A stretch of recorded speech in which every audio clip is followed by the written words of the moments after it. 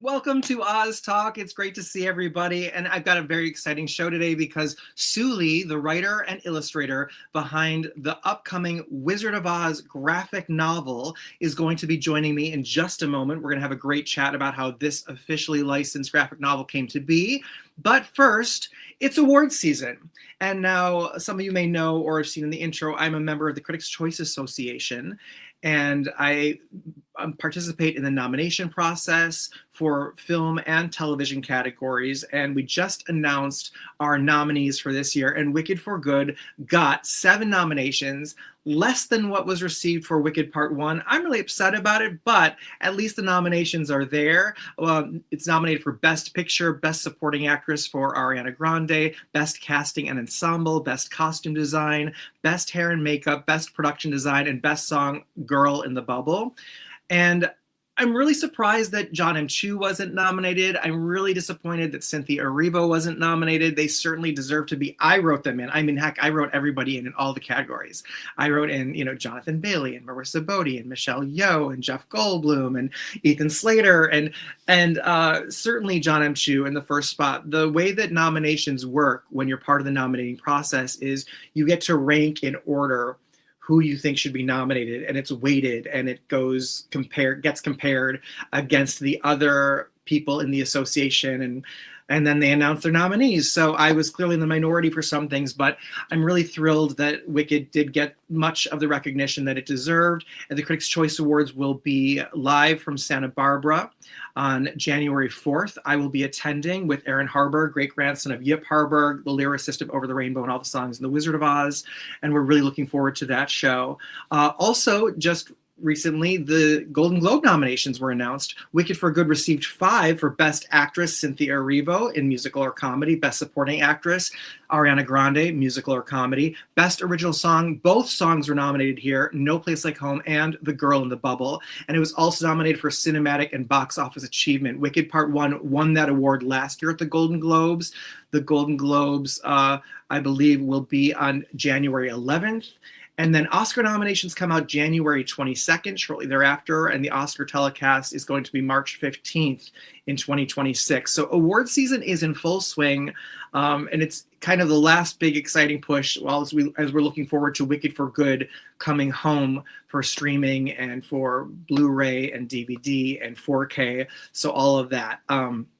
Very exciting times. Leave a comment. Let me know how many times you've seen Wicked or Wicked for Good. I have seen it in the theater 8 times so far. I already have tickets to see it a few more times with friends because there are a bunch of friends. We didn't all get to see it at the same day at the same time. So can't get enough of it. I'm sure you feel the same way. Let me know how many times you're up to at this point. And now, without further ado, let's introduce Soo Loo. It's a new first. It's the Wizard of Oz is this amazing new vision written and illustrated by Soo Loo, published by Dynamite Originals. It celebrates the 85th anniversary of the legendary film. A Kickstarter launched for it where you have the chance to get an incredible deluxe oversized edition and 4 exclusive collector covers by various famed comic artists. A little bit about Soo Loo. Soo Loo is a comic book creator, writer, and illustrator who has worked with publishers like DC Comics, Dark Horse, Valiant, and Dynamite. She is the mastermind behind this graphic novel, bringing her original spin and gorgeous artistic sensibility to the iconic movie. And for what it's going to be worth, it's going to be a unique, cherished item for Oz lovers of absolute all ages. Soo Loo, I am so thrilled that you're here. Welcome to Oz Talk. Thank you so much for having me. I'm so excited. Good. I'm good. I'm tired, but good. as is often the case. Well, you sent me the some advanced artwork, which is absolutely exquisite. I love it, but I'm curious how this came to be. How was this something that you pitched to Dynamite, or did they come to you? Yeah, it's something that Dynamite pitched to me. I'm friends with the editor, and he was like, "Hey, do you want to work on this comic book?" And I was like, "I didn't know that we're allowed to do that." So I was like, "Yeah, absolutely." I mean, I feel like Wizard of Oz is such a staple in not. I was gonna say Sorry, I had a American little connection culture. issue. Oh, no worries. 1 second. Let me see. Am I there? Are you there? Yes. Pop out, head back in. Sorry, I'm having a little connection issue. Yes. Okay, good. Sorry, I had a little Wi-Fi issue. No worries. So so they came to you. Of course, you wanted to do it. You're a fan of the Wizard of Oz, but before starting, were you at all intimidated by approaching such an iconic film? Oh my gosh, yes. Because, it's has such a big following, right? And it's so beloved and it's such a cultural icon that I was like, "Oh, I don't know. There's some fandoms that I'm worried about only because like I want to make sure that it's as true as possible, but that people have charitability and grace knowing that it's an adaptation and that there may be limitations to what the comic book could do versus what the movie did. And, of course, like licensing and all this, other like legal stuff that like I'm not allowed to or am allowed to do. So there are things that like definitely are different, but wanted to make sure that it brings the real magic of the Wizard of Oz that people know and love. So it was a little scary, but I think I did a good job for what I was allowed to do, if that makes sense. Well, let's talk about that a little bit. In the creation process, how much creative freedom did you have? What were the parameters that you had to work within? And then as you were going on, in terms of editing the text, because you adapted the writing for this graphic novel, but also the creation complete visually, were there was how involved was Warner Brothers and Dynamite? What was the back and forth process like?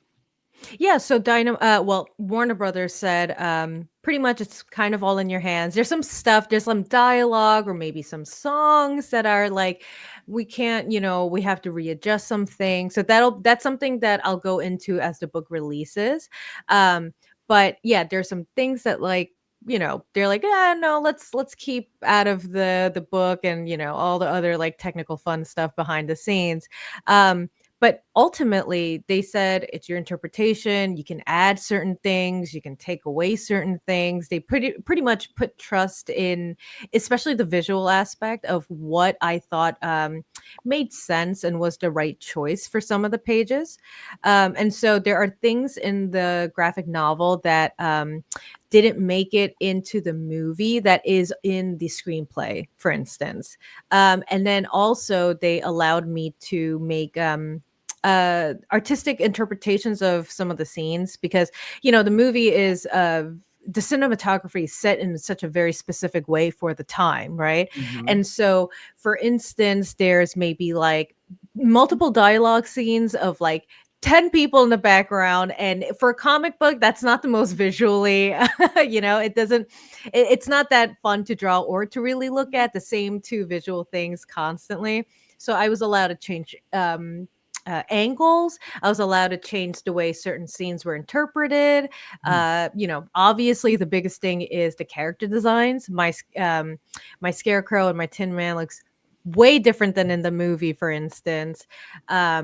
And also Dorothy is not doesn't look 100% like Judy Garland, but it's something that they said no, we encourage you to make it look like my art, and Right. not something that's just one to one to the movie. Well, Toto looks just like Terry, who played Toto, which is great. Yes, we had to keep Toto there. I Yeah. was like, no, it has to look like Toto. And I appreciate that because I have a Toto right here.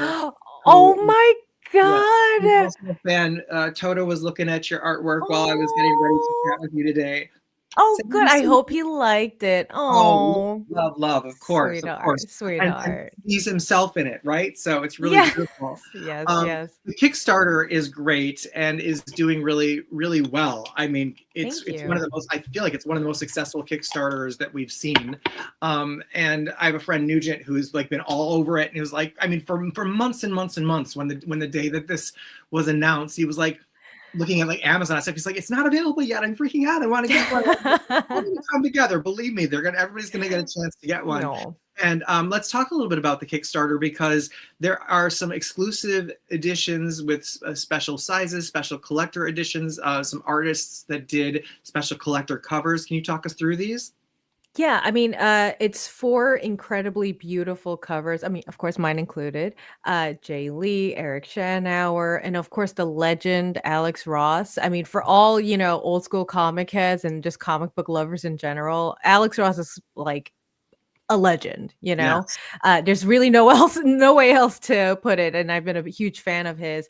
This So is the when Wicked they Witch in the West there. Yes, at the bottom right. Mhm. And when they told me that they got an Alex Ross cover, I was like, "What? How did you do that?" That's incredible. And such an honor. Honestly, like I've been such a big fan of his, so to have his like print, his like fingerprint on this universe as well now is just I don't know. I'm like, "Oh, me? Thank you. My book." That's amazing. um yeah, and Congratulations. so these are thank you so much. Yes, congrats to Dynamite too. But I'm so happy with these covers because they're exclusively for Kickstarter. You could have my cover in the standard paperback anyways in comic book stores and any bookstores that'll carry it, but you won't get these covers anywhere else. It's only from the Kickstarter. So it's very, very exciting. And also kind of like limited, right? It truly is like if you don't get it here, you're probably not going to get it unless someone else resells it or Oh, I know, something. I know. I want all four already. So, I think there are I know a lot of collectors that we're going to want to get them all because just for that collectability factor. And we're completionists, right? We want to have the Yes. set. So it's really fantastic. Yeah. Um, And then there's lithographs and prints as well. And stickers. You were sent along some designs for stickers. Here we can really see Yes. your character work. Yes. Oh, yes. Thank you so much. They're not part of the Kickstarter, but once the book releases in January, well, so I'm gonna do a small pop-up shop so that initial few people can grab some of the stickers ahead of time. But after that, there'll be a little bit more available. But yeah, so I wanted it to show you that these are the character designs. You get a little bit, clearer image of it, and also it'll be so uh the Wicked Witch, I can't say Elphaba for Wizard of Oz, so I'm just gonna say Wicked She's Witch. not Elphaba. It's true. She's the That's witch. right. So I know the lore. I know, I'm being very accurate for the Sure. universe. So we have a Wicked Witch sticker, then we have a Glinda sticker, and then Dorothy, Scarecrow, Lion, and Tin Man are gonna be in one sticker sheet. So that'll Nice. be able to you'll be able to collect all of those. And then there's a little sticker thing that I think I may have forgotten to send you, but it'll be a cute little Dorothy sticker standalone as well. You mean without And Toto? I'll have to send you some, yes. Oh, okay. Oh, I would love some. Are you kidding? I like would frame them. It would be so Oh, fabulous. oh my gosh, Yeah. please. You mentioned that some of the parameters with working with Warner Brothers and things, and one of the things that I think makes the film so iconic and so legendary and live beyond time is that the songs. I mean, everything was right about the movie. It's an example of a perfect film, right? It was everything for all that went wrong in the lore of bringing this film to audiences.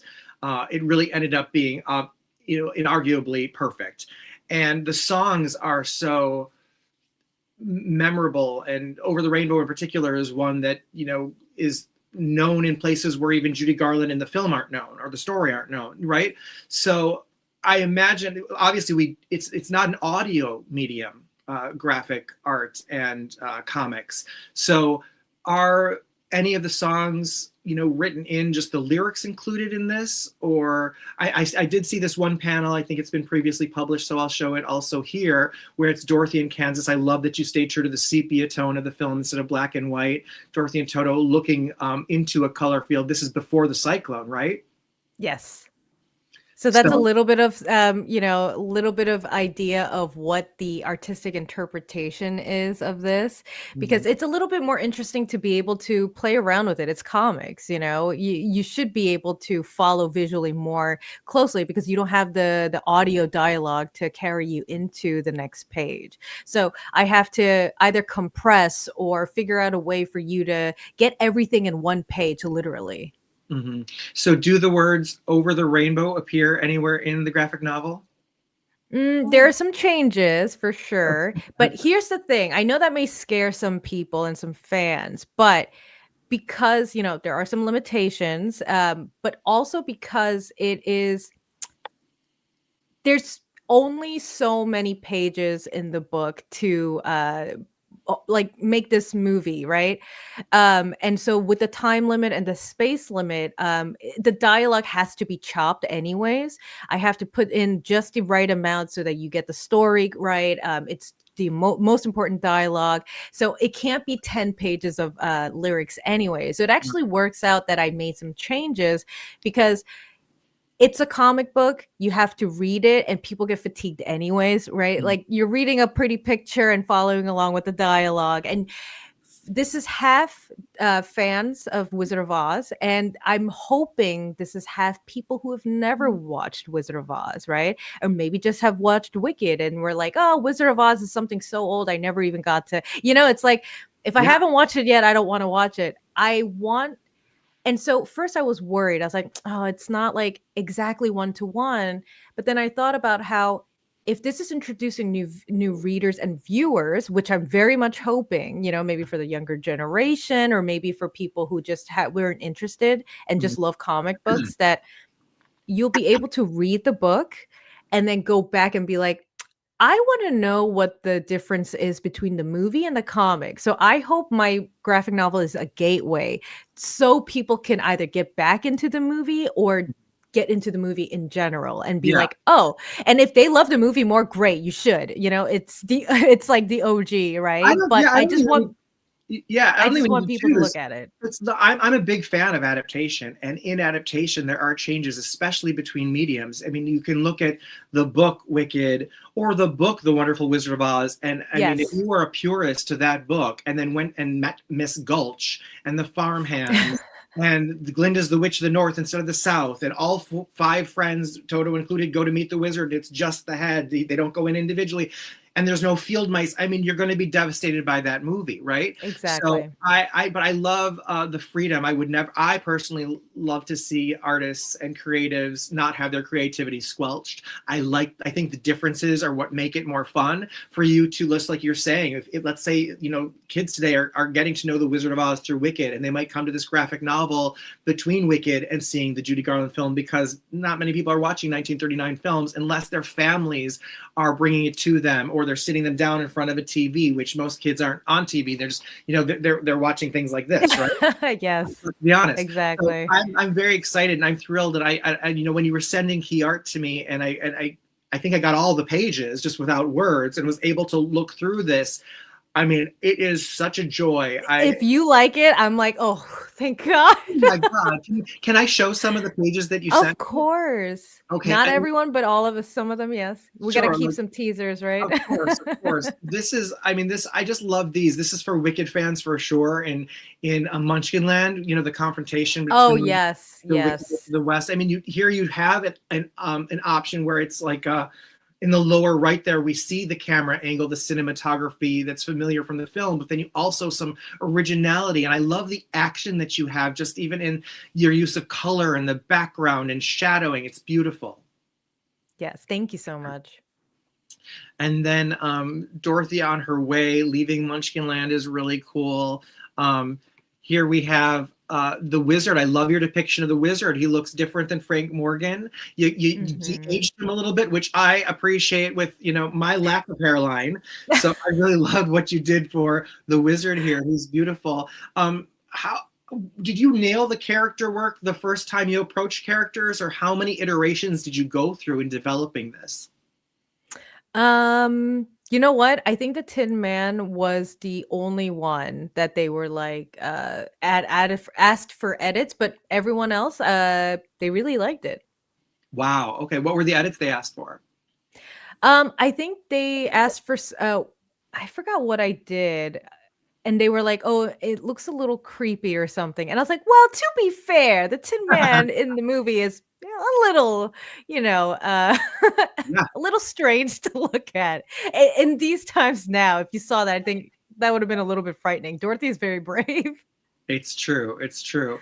We also have to talk about, because I know people always, when we look at Wizard of Oz merch, people get up in arms about whether or not Dorothy is depicted wearing blue socks. You chose to go with white socks. How did that decision come about? Well, I thought it was visually more it made a lot more sense to me. I feel like with the red, uh the white I mean, with the white socks, the red just pops more. And then also if it's blue, it's a lot of blue, visually, like we have a lot of so every scene, I'm not copying the movie, but I completely understand what the movie was doing, but whenever I do comics in general, so I'm going to nerd out about comics a little bit. So Please hold do. on tight, Ryan. Please do. uh, my style of coloring is that everything is thematic, right? So like you saw the wizard page. Well, obviously, I didn't make that up. That's actually from the movie. It's everything is a beautiful, like luscious green. So okay, everything has to have a green motive, right? And I was like, it's actually perfect. I wanted to keep the heart the same because it's very red and it stands out. So a lot of the themes in the chapters, for instance, like the Wicked Witch has her own color theme that I wanted to make sure stuck. Glinda, right? Or the Munchkin Land. It's all very like symbiotic, right? And so if you have too much, like if Dorothy had she's covered in blue pretty much, right? Mhm. And so the thing that has to drag your eye is, I felt like the shoes, so the white of the socks has to be neutral. I felt like too much Yeah. blue would have clashed with the sky, and too much of the Emerald City and everything. So I wanted to just have it neutral. And also for comics continuity, it's better to have white socks sometimes so that you're just like following along, and it's just something you don't really think much of, if that Yeah. makes sense. It does make sense. Obviously Judy wore blue in the film. I'm a fan of Dorothy with white socks. I think when people Halloween time or costumes, when people try to go with blue socks, the blue. I'm a stickler. The blue never matches or coordinates. Exactly, it's not the perfect blue. Exactly. So Yeah. I think I'm actually a white sock advocate for Dorothy. One of my favorite pages, or among my favorite pages, are where you color outside the lines. Uh, You have the boxes, but then, for example, like this, where we see oh, background work too. This is gorgeous. Can you tell us about thank creating this? you. Yeah, I mean, it's the movie, when you said it's kind of perfect, it's kind of perfect. It's Mhm. so stunning. It's just old school artistry. They don't make movies like this anymore, right? Like, Right. you know what I mean? It's just so vibrant, more vibrant than movies I see now, if that even makes sense. It's Mhm. just, and it's like every color is just spot on, and I didn't need to stray much from it. So I was like, I want this to be translated as much as possible into the book, because there some of those scenes I'm like, oh my god, I it's just egotistical. I have to put that there. You know what I mean? It's like for the sake of my vanity and for the movie's vanity, I must put this scene in, or I must put this like shot in, because it's just I love it. So you're gonna have to look at it now too. That's so cool. So what was the most fun? Like, I mean, how did you approach? There's so many fantastic special effects that were all done practically back in 1939. I love, revealing. I mean, we all know the witch melts. She does it in Wicked and the Wizard of Oz, so it's not a spoiler alert. But I'm not sharing what it looks like. But it's so delightful when you approach that. Are you? That was a change too, Yeah. right? Yes. I love that. That's amazing. That's what I think that's maybe what a movie would look like today if they showed Yes. it. Wicked for Good got away with doing it all in shadow. So they avoided, but I think had they not, they probably would have done something similar to what you depicted in this graphic novel, which is exquisite. So approaching the special effects, the cyclone, that Glinda's bubble and things, how fun was that? Oh my gosh. I mean, it's just like I love their costumes. They're like grown up Glinda and then the Wicked Witch, right? They're just like literal two juxtapositions side by side, It's just like, and I didn't want her costume to just be pure black either. I wanted it to have her own like iridescent colors within her, if that makes sense. Like it's not just black. It's like Hmm. it has hues, she like she has an aura to even her own like darkness, if that makes sense. And so I Hmm. wanted it to pop in her own way. I Hmm. mean, like the green is like, it's the most like attractive thing about her, I feel like, right? It's just like boom in your face kind of thing. So I wanted to make sure the costumes were both like translated really well, and there was not much to change. Their costumes are kind of perfect. It's Yeah, just like if you wanted to cosplay, someone needs to do drag of both of them. It's just like, like that's true. it's just perfect. And I wanted them to be just over the top in both their ways. She's just like a gothic queen and then like a bubblegum princess, just over the Hmm. top. I wanted it to be glitter and darkness and just too much. I Hmm. feel like both of them are too much in like two sides of the same coin. Definitely. Patricia's asking, where will the book be sold? This graphic novel is available for pre-order right now on Kickstarter. If you Google search for Kickstarter Dynamite Comics, The Wizard of Oz will come up. This also allows you to get limited edition collectible covers, including Soo Lee's and other famed comic book artists. There are also other stretch goals and prints and things that you can get if you decide to get it, all in commemorating the 85th anniversary. This officially licensed, first time ever Wizard of Oz graphic novel based on, inspired by the MGM classic film. We're talking to Soo Lee, who wrote it, adapted it, and beautifully illustrated the entire movie. Oh, How thank long you. did this take? Well, also, it's going to be available after the Kickstarter. It's available on Amazon, where all books are sold. How Yep. long was this process? I can't imagine one person. It takes a village, right? To raise someone, to put on a film, to put on a show. You're one artist who wrote it through adaptation and Yeah. illustrated the most iconic film of all time. How long did this whole process take? I would say a year. um, but it did take a village. Like the movie exists. I have the screenplay that I was able to read through, which was really cool, by the way. Yeah. And then also the source material is there. I guess the hardest part and the best part was making sure that I took as much of the important stuff, got to the point, and translated in a way that maybe viewers of the Wizard of Oz movie, maybe they've never read a comic, and so that it introduces them into the comic medium, and people who only read comics and introduces them into the movie medium, and kind of compare notes, right?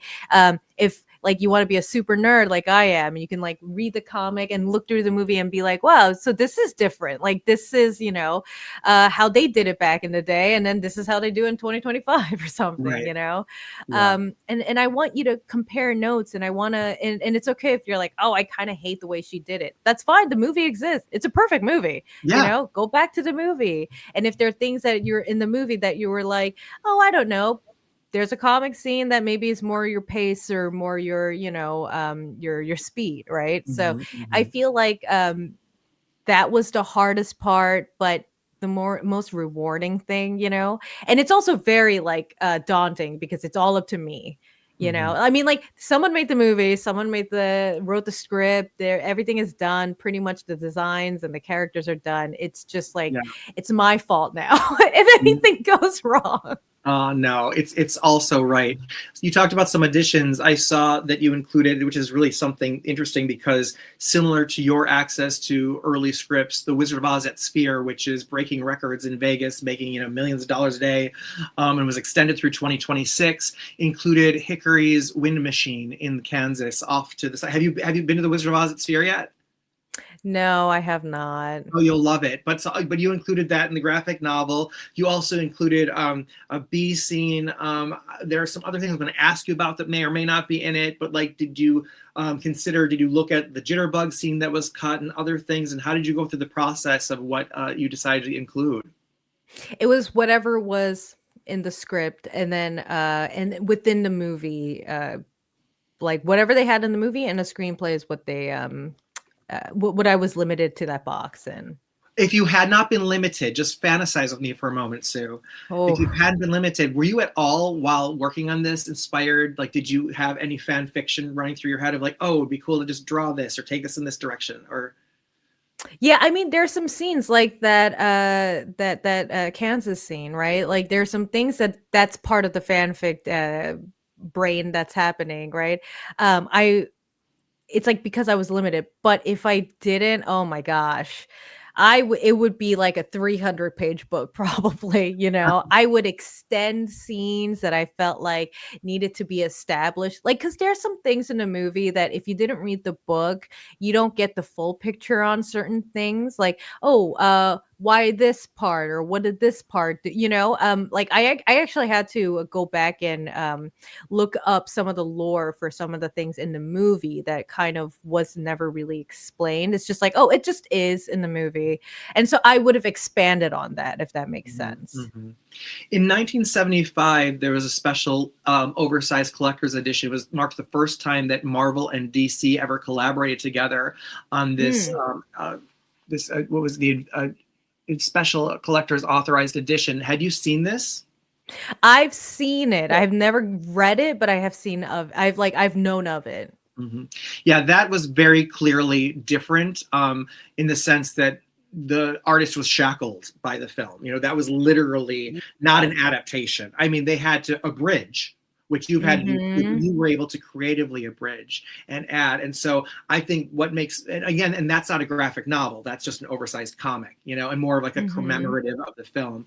So, but I think what you're doing is truly spectacular. The first time that it's done, it's really exciting. Has there been any discussion with Dynamite about continuing the series in the style that you've developed now, going to Baum's consecutive Oz novels that are all in the public domain and continuing the series? I don't know. We'll see. Okay, okay, that's a good tease. I know that many of us would hope for that.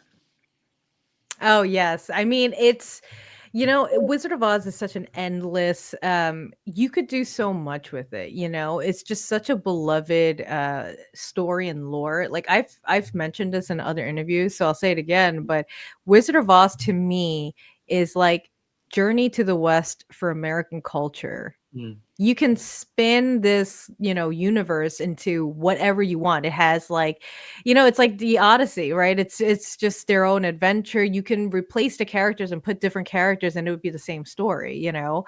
But right. it's just so like the bones are so perfect almost, you Yes. know? The You know story what is the so mission is. it's universally relatable, right? And so Yes.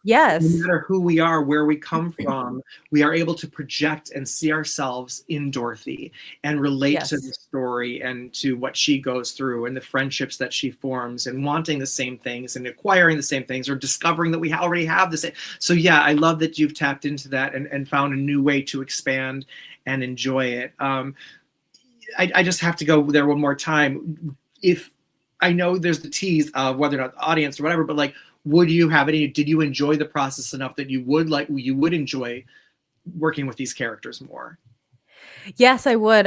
It's scary because after the source material, if I go further out, there's like a danger of like, oh, am I matching the expectations of what the other fans want, like envisioned? Mm-hmm. Anything else beyond this would be, right? That's like the fear. But I guess if you watch Wicked, it's kind of the same thing, right? You have the show, the Mm-hmm. Broadway show, and then they expanded.